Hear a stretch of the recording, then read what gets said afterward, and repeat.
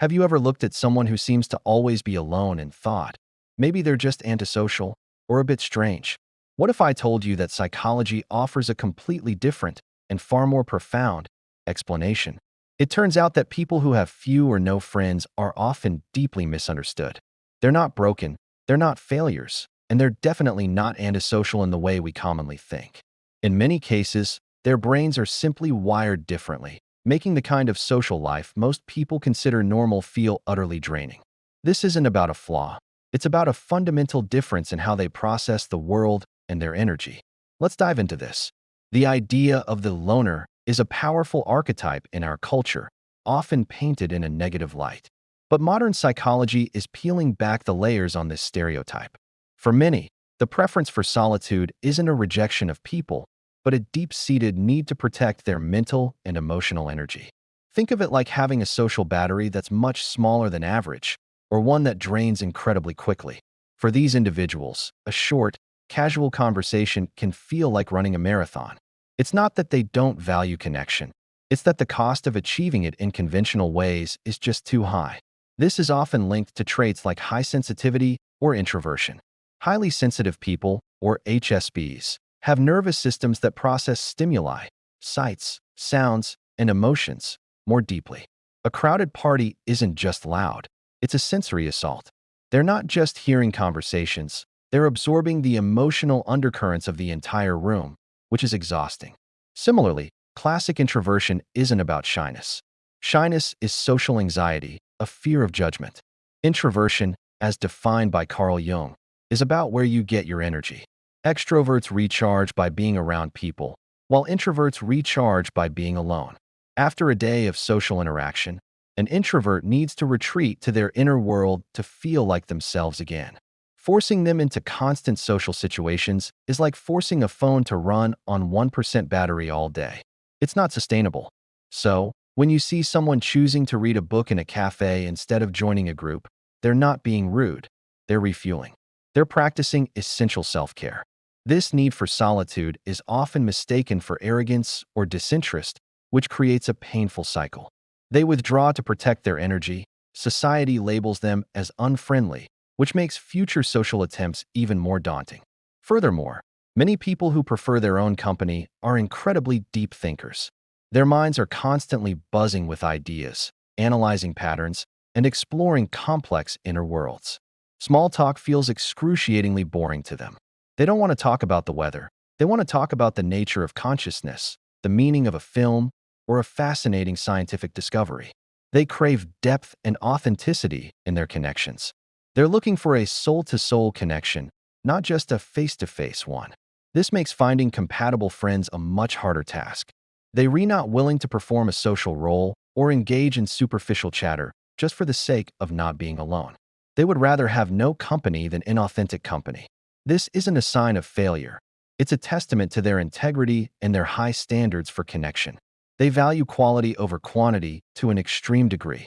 One or two deep, meaningful friendships are worth more to them than 100 casual acquaintances. Another critical point is that past experiences play a huge role. Many people who are friendless have been burned by social interactions in the past. Perhaps they experienced bullying, betrayal by a close friend, or grew up in an environment where their sensitive nature was ridiculed. These experiences create a protective shell. Their solitude becomes a safe haven, a fortress against potential hurt. They learn that being alone is safer than being vulnerable with the wrong people. It's a defense mechanism, not a character flaw. Rebuilding that trust takes an immense amount of time and requires finding someone who is exceptionally patient, understanding, and non-judgmental. For them, letting someone into their world is a massive risk, and it's a risk they are understandably cautious about taking. They're not pushing people away. They're guarding a heart that has learned to be careful. Let's also consider the neurodivergent perspective. Conditions like being on the autism spectrum or having ADHD can profoundly impact social functioning. Someone on the spectrum might struggle with reading subtle social cues, understanding unspoken rules of conversation, or dealing with the sensory overload of social settings. They may be incredibly intelligent, kind, and have rich inner lives, but navigating the neurotypical social world is like trying to play a game where they were never given the rulebook. It's exhausting and often leads to misunderstandings and social rejection. Their desire for connection is just as strong as anyone else's, but the path to it is filled with obstacles that others don't even see. Calling them antisocial is not only inaccurate, it's cruel, as it dismisses the genuine effort they often put into trying to connect. So what does this all mean for us? It means we need to cultivate more empathy and challenge our own snap judgments. The next time you see someone sitting alone, instead of thinking what's wrong with them, try asking what might their story be. Maybe they are a brilliant artist who needs solitude to create. Maybe they are a deep thinker processing complex ideas. Maybe they are a highly sensitive soul recharging after a draining week. Or maybe they are simply content and at peace in their own company. Solitude and loneliness are not the same thing. You can be surrounded by people and feel utterly lonely, and you can be completely alone and feel deeply connected and fulfilled. The path for someone who finds socializing draining isn't to force themselves to become an extrovert. That's like telling a cat to act like a dog. The key is to find a sustainable way to connect that honors their nature. This might mean joining a small book club instead of going to a nightclub. It might mean having one long, deep conversation with a single friend over coffee instead of attending a huge dinner party. It's about finding their tribe, even if that tribe is just one other person. Technology can be a bridge here. Online communities centered around niche interests allow for connection without the sensory and social pressures of face-to-face interaction, providing a space where they can connect on their own terms. If you are someone who resonates with this, know that there is nothing wrong with you. You are not broken. Your brain is a finely tuned instrument, and it requires a specific environment to thrive.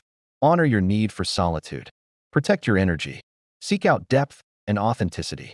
Don't let society's pressure to be a social butterfly make you feel like a failed caterpillar.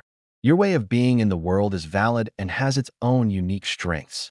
The world needs its deep thinkers, its sensitive observers, and its quiet innovators just as much as it needs its outgoing leaders. In a world that can't stop talking, there is immense power in those who have mastered the art of listening to others, and most importantly, to themselves. Thank you so much for watching.